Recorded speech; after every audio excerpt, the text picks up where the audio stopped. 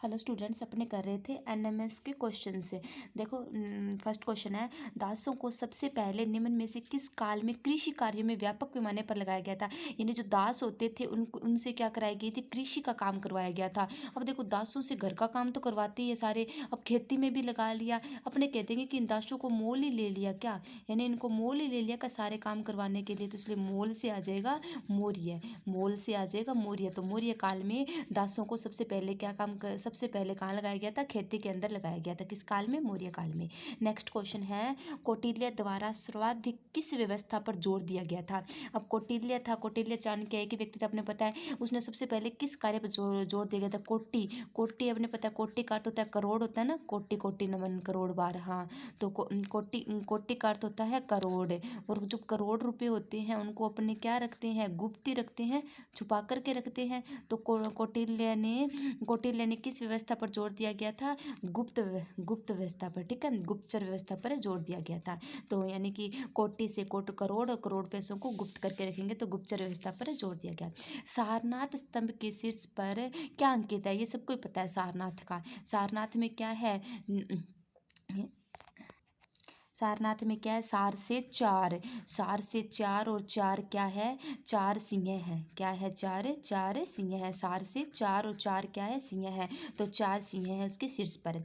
भारतीय, ये वर्ड यूं है, मेक्यावली। ठीक है, ये इकट्ठा ही है, भारतीय मेक्यावली। मेक्यावली क्या है, एक प्राचीन एक प्रकार से ये ऐतिहासिक, मतलब एक ये इतिहासकार था। ठीक है, तो इतिहासकार था, इसलिए कहते हैं कि ये विदेशी था, इसलिए कहते हैं कि भारतीय मेक्यावली किसे कहते हैं।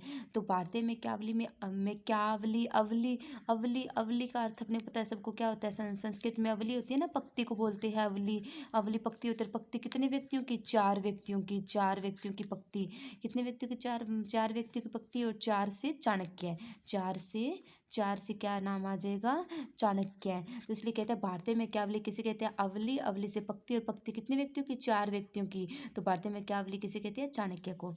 मौर्य काल में सन्निगात्ता का क्या अर्थ है, सनिक से क्या अर्थ है, निकट, निकट आता, सन्निगात्ता से निकट आता। ये वर्ड यूँ आता है ना, अचानक से सन्निगात्ता वर्ड बोलते हैं तो यूँ लगता है ऐसे बोल रहा है, निकट आता, सन्निगात्ता, निकट आता, निकट आता। तो निकट क्यों आता, क्योंकि यानी कि इसमें अपने ये कह सकते हैं कि इसमें क्या होता है कि अपने को क्या ध्यान रखना है कि राजकोष की देखभाल करनी है, यानी कि इसके कोई भी निकट ना आ पाए। राजकोष है उसकी देखभाल करने तक इसके कोई निकट ना आ पाए। तो सन्निगात्ता का क्या अर्थ होता है, राजकोष की देखभाल करना ताकि इसके कोई भी निकट ना आ पाए।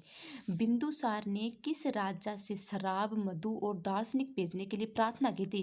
कि मैं शराब, मधु, अपने कह देंगे कि शराब कैसे भेजेंगे, शराब और मधु, तो एक टंकी में भेजेंगे। कैसे भेजेंगे, एक टंकी में भेजेंगे। तो यानी कि तो बिंदुसार ने किस राजा से की थी, तो एंटियोकस से, ये कह देंगे कि एक टंकी एंटियोकस से की थी। ठीक है, एक टंकी एंटियोकस से। सीरिया के राजा का दूत मेगस्थनीज के स्थान पर बिंदुसार के दरबार में कौन था। बिंदुसार, अपने ये कह देंगे कि मेगस्थनीज के स्थान पर है, बिंदुसार के दरबार में कौन था, तो किसके स्थान पर था, मेगस्थनीज के स्थान पर था। अपने कहते हैं ना कि डाई पूरी करना, तो अपने कहते हैं ये व्यक्ति है जो क्या कर रहा है, मेगस्थनीज की डाई पूरी कर रहा है, मेगस्थनीज की डाई कर रहा है ना, डाई मतलब अपने कहते हैं ना उसके बदले में काम करना, वो तो डाई पूरी करना। तो ये क्या कर रहा है, किसकी डाई पूरी कर रहा है, मेगस्थनीज की कर रहा है। कौन कर रहा है, डाईमेकस से। डाईमेकस किसकी डाई पूरी कर रहा है, मेगस्थनीज की। किसकी डाई पूरी कर रहा है, मेगस्थनीज की। तो इसलिए कौन था, डाईमेकस से। कौन सा शिलालेख अशोक की लुम्बिनी यात्रा के बारे में बताता है। अशोक की कौन सी यात्रा के बारे में बताता है, लुम्बिनी, अपने कहते हैं लंबी यात्रा के बारे में बताता है। तो अब लंबी यात्रा यानी कि ऐसी यात्रा जो कभी भी क्या नहीं देगी, रुकने नहीं देगी। ऐसी यात्रा जो कभी भी रुकने नहीं देगी, लंबी यात्रा है। तो कौन सा बताता है, रुकमेदेह स्तंभ। कौन सा स्तंभ है, रुकमेदेह स्तंभ लेख बताएगा कौन सी यात्रा के बारे में, लुम्बिनी यानी लंबी यात्रा। कौन सी पुस्तक चंद्रगुप्त के दुश्मन के विरुद्ध चाणक्य की नीति का विस्तृत जानकारी देती है। यानी कि चंद्रगुप्त के दुश्मन के विरुद्ध चाणक्य की नीति के बारे में बताती है। यानी दुश्मन की बात आ जाए ना, दुश्मन के विरुद्ध है, तो दुश्मन यानी राक्षस, दुश्मन यानी कि क्या होता है, राक्षस होता है। तो इससे कौन सी पुस्तक है, मुद्रा राक्षस। किस जैन ग्रंथ में मौर्य सम्राट चंद्रगुप्त मौर्य द्वारा जैन धर्म अंगीकार किए जाने का उल्लेख है? यानी कि इसमें बताया गया कि चंद्रगुप्त मौर्य ने कौन सा धर्म ले लिया? जैन धर्म है। तो अपने पता है जो दूसरा धर्म अपने मानो को मुस्लिम धर्म अपना लेते हैं, कोई भी धर्म है, तो ये चीज़ शिष्ट से परे है ना। किससे परे है? शिष्टाचार से परे है। किससे? शिष्टाचार से। शिष्टाचार से परे है तो गलत चीज़ है ना, अपना धर्म ही रखना चाहिए। तो इससे क्या आ जाएगा? ये इसका क्या आ जाएगा? परिशिष्ट, परिशिष्ट परम में। परे है किससे? शिष्ट से। परिशिष्ट परम में चंद्रगुप्त मौर्य द्वारा जैन धर्म अंगीकार करना मतलब ग्रहण करना, उसके बारे में उल्लेख किया गया है। तो ये चीज़ क्या है? शिष्टाचार से परे है, तो परिशिष्ट परम। ठीक है। मौर्य काल का सबसे अच्छा नमूना कौन है? तो अपने कह देंगे कि मौर्य काल का सबसे अच्छा नमूना बनाया हुआ है। अपने कह देंगे कि मौर्य से या मोर से, यहाँ से क्या फीलिंग आती है? मोर की। तो मोर की अगर अपने मोर का एक अच्छा नमूना बनाएंगे तो कैसे बनाएंगे कि एक मोर है और वो किसी स्तंभ पर बैठा है। किस पे बैठा है? एक स्तंभ पर बैठा है मोर। ये अच्छा सा नमूना बनेगा। तो इसमें क्या कहते हैं कि मौर्य क्वेश्चन पूछा है कि मौर्य काल का सबसे अच्छा नमूना कौन सा है? कौन है? कि स्तंभ पर बैठा मोर यानी स्तंभ है। सिकंदर के भारत पर आक्रमण के समय उसके साथ आए लोगों में 3 ने भारत के बारे में कुछ लिखा है और कौन से एक उसने नहीं लिखा? एक उनमें से नहीं है, यानी तीनों लिखा है, एक उसमें से नहीं है, नहीं वाला है। तो अपने कह देंगे कि इसका तो भारत से कोई रिश्ता ही नहीं है, रिश्ता नहीं है, कोई भी रिश्ता नहीं है। तो अरिस्टोबुलस ने नहीं लिखा। ठीक है। अशोक की मृत्यु के बाद उसका साम्राज्य पूर्व और पश्चिम से आधे आधे भागों में बंट गया। पश्चिम भाग का उत्तराधिकारी कौन था? यानी अशोक की मृत्यु होने के बाद में उसका पूरा राज्य था एक पूर्व साइड में और पूर्व साइड में पश्चिम साइड में बंट गया। तो कहते हैं कि पश्चिमी साइड का कौन था? तो ये सारी जो इसकी संपत्ति थी, सारी की सारी संपत्ति थी पश्चिमी साइड वाले की संपत्ति किसके पास थी? संप्रति के। पश्चिमी साइड वाले की संपत्ति किसके पास थी? संप्रति के पास थी। तो किसके पास था? पश्चिमी साइड संप्रति के। किस देश में अशोक द्वारा धर्म प्रचारक नहीं भेजा गया था? तो अशोक ने लगभग देशों में धर्म प्रचारक भेजे थे अपने। तो ये कह रहा है कि कौन से देश में नहीं भेजा गया? तो अपने कह देंगे कि जो दुनिया मक्कार है, जो मक्कार दुनिया है, उसने कहा दुनिया इतनी मक्कार है, अपने धर्म प्रचारक भेजकर क्या करेंगे? तो कौन सी दुनिया में नहीं भेजा गया? जो मक्कार दुनिया है, तो मकदूनिया में नहीं भेजा गया। ठीक है। किस मौर्य शासक की राजधानी उज्जैन थी? उज्जैन किसकी थी? उज्जैन, जैन से अर्थ है, जैन से यूँ लगता है कैसे? चैन। जैन से क्या आता है? चैन। यानी कि किस मौर्य शासक की राजधानी उज्जैन थी? यानी कि जो राजा चैन से रहता था। और चैन से कौन सा राजा रहता था? जिसके पास 10 रथ थे। चैन से कौन रहेगा? जिसके पास 10 रथ होंगे। तो 10 रथ की राजधानी क्या थी? उज्जैन थी। नेक्स्ट क्वेश्चन है अशोक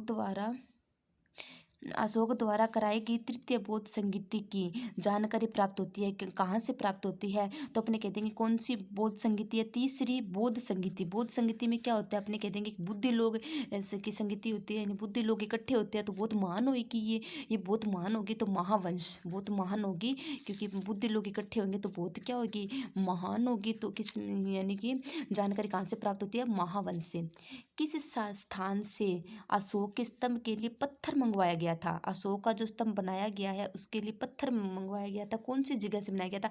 तो पत्थर कैसा था? चूने का। पत्थर कैसा होता है? चूने का होता है। तो कौन से स्थान से? चुनार से। कौन से स्थान से मंगाया गया था? चुनार से। सर्वप्रथम किस स्थान पर अशोक के स्तंभ का पता चला था?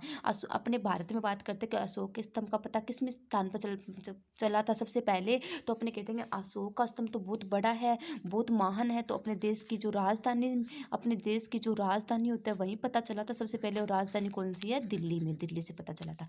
मेगस्थनीज के डियानिसियस देवता का भारत में वास्तविक नाम था। वास्तविक नाम क्या था? कौन से देवता का? मेगस्थनीज के कौन से देवता का? डियानिसियस। आने से आना, आने से क्या होता है? आना। और आना वर्ड सबको पता है लगभग रहता है ना, एक आना, दो आना, तीन आना।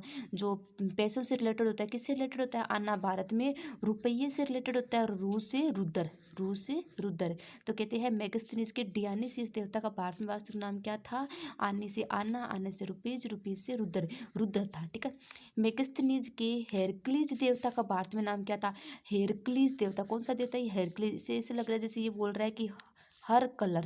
हेरक्लीज मतलब हर कलर है। और अपने भारत में कलर की बात करते हैं, कोई देवता से रिलेटेड होता है तो सावला रंग ही सबसे पहले आता है। और सावले रंग में कौन आता है? कृष्ण जी।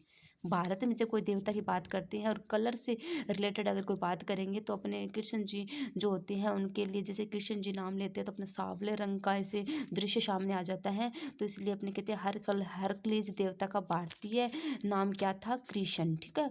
और जो डियानिसियस देवता का नाम क्या था? आना से रुपीज और रुपीज से रुद्र, डियानिसियस का रुद्र। ओके।